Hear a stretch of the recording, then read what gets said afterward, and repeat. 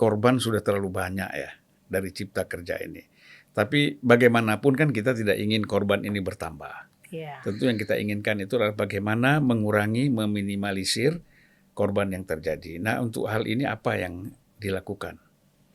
Ya seharusnya kalau pemerintah kita mendengar apa yang menjadi masukan, sebenarnya cabut aja Omnibus Law Undang-Undang Cipta Kerja. Karena tentang fleksibilitas market itu kan gak hanya di tenaga kerja, di sektor-sektor lain terjadi. Terus kemudian orang hari ini semakin untuk memenuhi kepangan aja semakin sulit.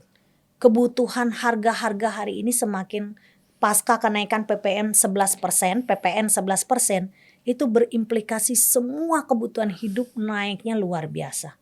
Bagaimana mungkin orang, misalkan di antara Jawa Barat ini ada yang masih upahnya 2 juta, 2,5 juta.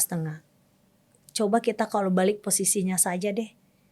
Siapa yang sanggup bertahan hidup 2 juta harus bayar kos, harus menanggung makan sehari-hari, biaya pendidikan, biaya transportasi untuk buruh berangkat pulang pergi, untuk makannya di tempat kerja gitu ya.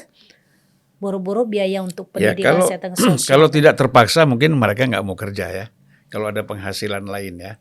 Iya, problemnya kan kemiskinan ini kan sudah terstruktur kan, sudah sistematis, sudah cukup lama kita memang dikondisikan agar ketergantungan terhadap industri. Indonesia ini kan agraris, oke, kita nggak alergi terhadap industri gitu ya, tapi daerah-daerah yang agraris pun juga dipaksa untuk digusur atas nama kepentingan pembangunan, atas nama kepentingan investasi gitu ya. Misalkan kita bisa lihat Jawa Barat yang dulu lumbung padi, apakah iya kita hari ini sebagai lumbung padi, tapi masih terima impor kan impor dari luar. Terus kemudian kebutuhan pangan kita misalkan untuk agriculture aja kita masih ketergantungan impor. Kayak buah-buahan kita juga masih banyak, padahal negara kita daerah yang subur loh.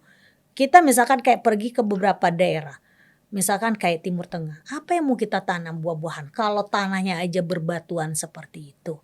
Nah sedangkan di kita dari ujung Aceh sampai ke ujung Papua, dari Sabang sampai Merauke itu kan bisa hidup semua sebenarnya. Kenapa enggak? Ya, Tapi itu, kalau masyarakat di desa digusur, jadi tanahnya digusur, mereka bermigrasi menjadi buruh gak punya kepastian kerja, yang ada apa? Kita hidup ngontrak di negara kita sendiri akhirnya.